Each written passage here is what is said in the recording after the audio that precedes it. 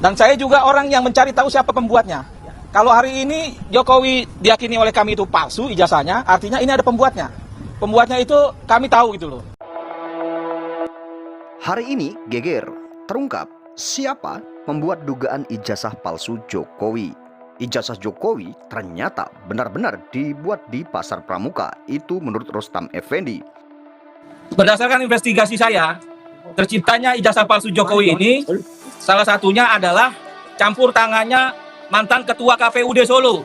Saya juga meyakini bahwa ijazah Jokowi ini memang ada yang buat. Dari awal saya selalu bilang ini ada yang buat gitu. Saya tetap bergerak pada sisi pencarian ijazah palsunya Jokowi itu di Pasar Pramuka gitu. Yang lebih mengejutkan lagi, Rustam Effendi pun mengetahui salah satu pembuat ijazah palsu Jokowi. Dan orang tersebut berani bersaksi jika nanti diperlukan. Karena ada juga salah satu orang yang ikut serta membuat ijazah itu mengakui kalau dia ikut membuat di Pasar Pramuka bersama Eko Sulistyo. Terakhir informasi yang saya dapat, orang ini berani bersaksi, berani bicara. Tapi dia minta jaminan, siapa yang menjamin saya dan keluarga saya? Nah, mudah-mudahan ini didengar oleh petinggi negara ini apabila memang mau membuktikan atau membongkar ijazah palsu Jokowi gitu. Maka tidak aneh lagi jika Rustam Effendi ini tidak meminta restoratif justice setelah ditetapkan sebagai tersangka. Padahal beberapa teman lainnya sudah meminta restoratif justice kepada Jokowi. Jadi tidak aneh lagi jika Rustam Effendi ini tidak meminta maaf ke Jokowi karena memang tahu siapa sebenarnya dalang pembuat ijazah palsu Jokowi. Dan mari teman-teman kita simak video selengkapnya bagaimana pernyataan Rustam Effendi yang sangat tegas dan tentunya ini sangat menghebohkan masyarakat dan berani membongkar semua tentang dugaan ijazah palsu Jokowi. Artinya ini berhubungan dengan relawan Jokowi yang dari Solo. Nah, berdasarkan investigasi saya, terciptanya ijazah palsu Jokowi ini salah satunya adalah campur tangannya mantan ketua KPUD Solo yang bernama Eko Sulistyo. Nah, ketika Jokowi masuk Jakarta, Jokowi itu kan masih pelengah-pelengok gitu, masih nggak tahu apa-apa situasi Jakarta. Nah, Eko lah yang tahu situasi Jakarta, karena Eko lama bergaul dengan aktivis-aktivis Jakarta. Makanya Jokowi diperkenalkan dengan aktivis-aktivis yang lain. Nah, dari investigasi saya, diduga keras Eko lah yang terlibat di dalam kasus ijazah palsunya Jokowi. Karena Jokowi saat itu pelengah-pelengok, artinya dia juga baru sadar kalau menurut saya ijazah ini palsu gitu loh. Artinya pembuatan ini ya relawan ini yang buat gitu, dan ngikut aja gitu. Nah sekarang lah baru mungkin Jokowi merasakan penggunaan ijazah palsunya itu. Nah kemudian itu saya juga meyakini bahwa ijazah Jokowi ini memang ada yang buat. Dari awal saya selalu bilang ini ada yang buat gitu. Walaupun kawan-kawan lain bergerak dari sisi lain, saya tetap bergerak pada sisi pencarian ijazah palsunya Jokowi itu di Pasar Pramuka gitu. Karena ada juga salah satu orang yang ikut serta membuat ijazah itu mengakui kalau dia ikut membuat di Pasar Pramuka bersama Eko Sulistyo. Terakhir informasi yang saya dapat, orang ini berani bersaksi, berani bicara. Tapi dia minta jaminan, siapa yang menjamin saya dan keluarga saya? Nah, mudah-mudahan ini didengar oleh petinggi negara ini apabila memang mau membuktikan atau membongkar ijazah palsu Jokowi gitu. Artinya beranilah menjamin orang ini, nanti tinggal kita bawa gitu kan. Jadi kalau Pak Presiden berani menjamin, dia berani ngomong ya? Sepertinya berani, dia katakan dia siap berani bicara gitu loh. Oh, oke. Bukan hanya kali itu saja Rustam Effendi mengungkapkan hal yang sama tentang siapa pembuat ijazah palsu Jokowi. Sebelumnya pernah diungkap saat diwawancarai oleh beberapa media. Maka tidak heran jika Rustam Effendi tidak mengajukan restoratif justice padahal sudah ditetapkan sebagai tersangka. Karena memang tahu seluk-beluk siapa sebenarnya pembuat ijazah palsu Jokowi. Dan Rustam Effendi pun tidak pernah tergiur dengan restoratif justice yang didapatkan oleh beberapa tersangka lainnya. Dirinya tetap meyakini bahwa ijazah Jokowi adalah palsu. Karena saya sendiri tidak percaya dengan hasil kemarin yang diperlihatkan di meja itu kalau itu foto ijazahnya Jokowi. Saya orang yang pertama sewaktu itu bilang kalau itu bukan Jokowi. Dan saya juga orang yang mencari tahu siapa pembuatnya. Kalau hari ini Jokowi diyakini oleh kami itu palsu ijazahnya, artinya ini ada pembuatnya. Pembuatnya itu kami tahu gitu loh. Jadi kami minta supaya untuk kepentingan bangsa, apa yang diajukan oleh kuasa hukum kami dapat dipenuhi oleh Polda Metro Jaya.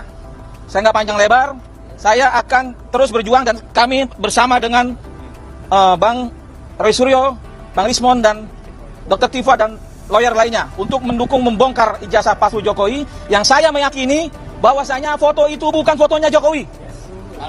Foto itu foto orang lain. Dan tidak mungkin itu Jokowi. Kira-kira seperti itu. Nah, permasalahan hari ini adalah Prabowo ini juga banyak juga yang ingin dia jatuh gitu loh. Jatuh itu dalam arti kalau kepemimpinannya nggak bener ya kita dukung juga Pak Prabowo untuk jatuh gitu.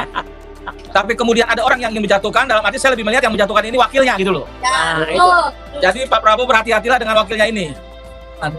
Nah, menurut sejarah juga jatuhnya presiden itu pasti ada campur tangan wakilnya, karena wakilnya itu pengen naik gitu loh.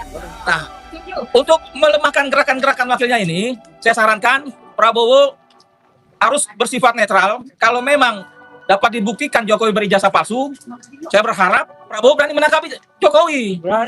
Harus berani gitu loh. Karena ini salah satu langkah untuk menghentikan gerakan wakilnya itu.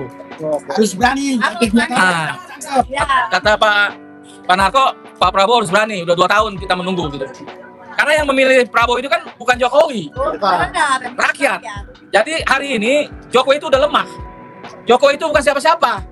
Jadi nama-nama pun yang disebutkan oleh termul-termul yang kata Mas Roy Suryo, ada Prof. Mahfud MD, ada Jenderal SS, ada AHY, ada Puan, dan lain-lain. Saatnya hari ini membuktikan bahwa tokoh-tokoh ini tidak terlibat. Karena namanya disangkut pautkan, saatnya lah harus melawan. Mari kita melawan Jokowi bersama-sama. Karena apa? Karena Jokowi memang biang kerok negara ini gitu.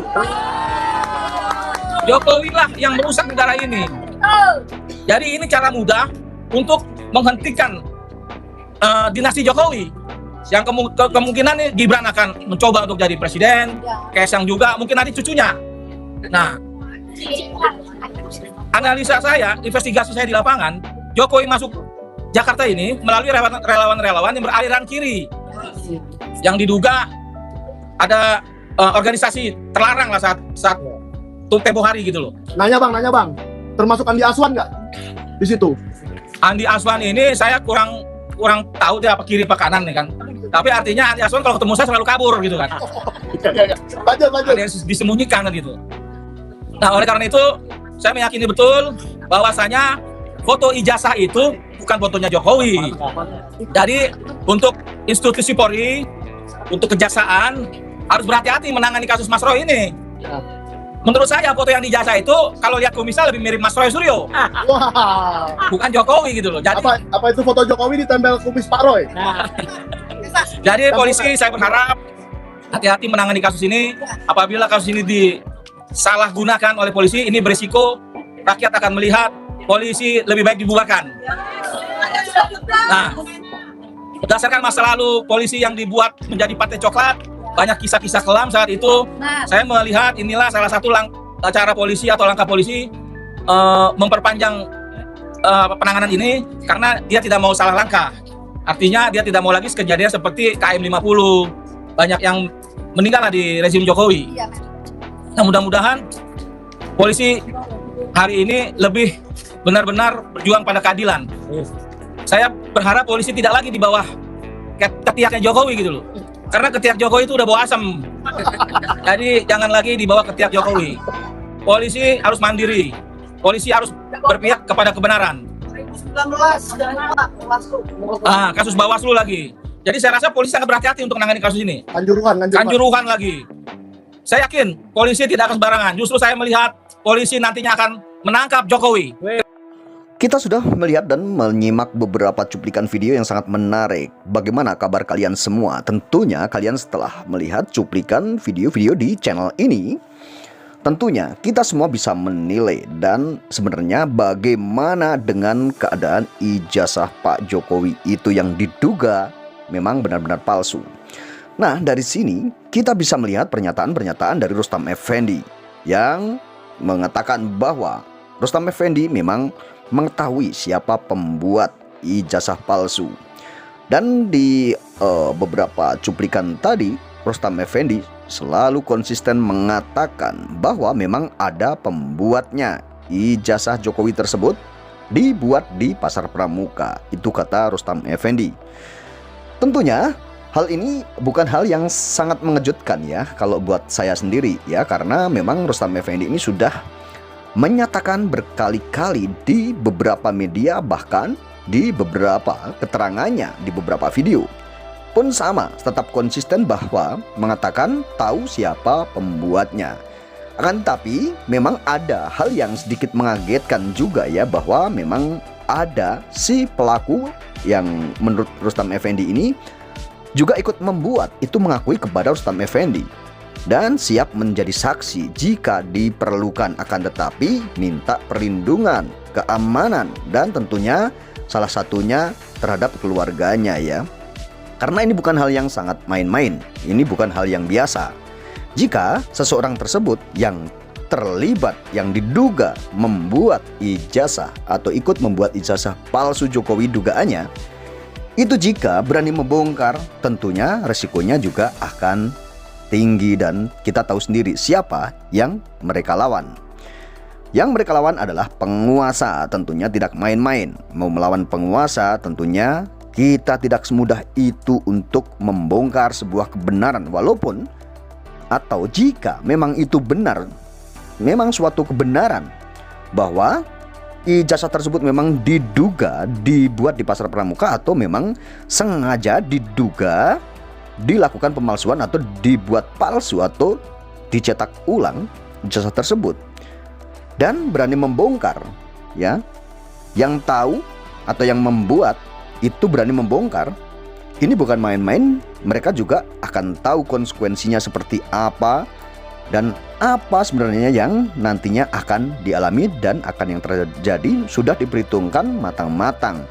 Makanya walaupun memang misalnya ini benar, ijazah Pak Jokowi ini memang diduga palsu atau dicetak di Pasar Pramuka, dan memang sudah ada beberapa pihak yang tahu dan mungkin pembuatnya juga tidak berani bersuara hingga saat ini atau tidak berani jujur, dan mereka mungkin masih menutupi karena mereka juga takut dengan konsekuensinya dan mereka tahu siapa yang mereka lawan, walaupun ini memang kebenaran yang harus diungkap. Akan tetapi hingga saat ini pun tidak ada yang berani mengungkap hal tersebut, padahal jelas secara terang-terangan Rustam Effendi mengatakan tahu siapa pembuat ijazah Pak Jokowi, katanya seperti itu. Dan jika memang benar Pak Jokowi ini membuat ijazah atau timnya Pak Jokowi ini membuat ijazah palsu dan yang digunakan untuk mencalonkan diri atau mendaftarkan diri sebagai wali kota, gubernur, presiden misalnya, akan tetapi mereka tidak berani mengungkap karena hal ini bukan main-main dan mereka tahu siapa yang mereka lawan. Dan tentunya ini memang salah satu-satunya jalan ya, pemerintah harus bergerak melindungi saksi-saksi tersebut atau melindungi orang-orang yang ingin atau pihak-pihak yang ingin membongkar atau mengungkap fakta yang sebenarnya. Seharusnya seperti itu. Karena mungkin bagi masyarakat atau warga yang ingin membongkar masalah ini, tentunya mereka ada rasa ketakutan. Makanya mereka minta perlindungan, dan seharusnya pemerintah atau petinggi-petinggi yang kira-kira mempunyai sebuah wibawa, harusnya mereka juga melindungi agar permasalahan ini bisa terbongkar dan bisa terungkap. Tentunya seperti itu. Dan ini ada hal yang sangat menarik sekali tentunya. Kenapa Rustam Effendi tidak mau mengajukan restoratif justice padahal sudah ditetapkan sebagai tersangka? Dan sudah ada beberapa tersangka yang mendapatkan restoratif justice dan sudah diterbitkan SP3. Akan tetapi kita jadi bertanya-tanya, sangat aneh sekali kenapa Rustam Effendi ini tidak tergiur sama sekali dan tidak mengajukan restoratif justice. Tentunya ini adalah hal atau alasan yang sangat tepat dan alasan yang sangat kuat bagi Rustam Effendi tidak mengajukan restoratif justice. Karena Rustam Effendi ini mungkin mengetahui dan memang tahu sebenarnya siapa pembuat ijazah palsu Pak Jokowi ini, mungkin seperti itu. Dan Mungkin Rustam Effendi juga siapa pelakunya itu memang sudah tahu, makanya kita juga heran kenapa Rustam Effendi yang sudah ditetapkan sebagai tersangka pun tidak mengajukan restoratif justice. Itu menjadi pertanyaan besar. Jadi untuk saat ini saya sendiri atau saya pribadi sangat meyakini dan saya percaya dengan Rustam Effendi.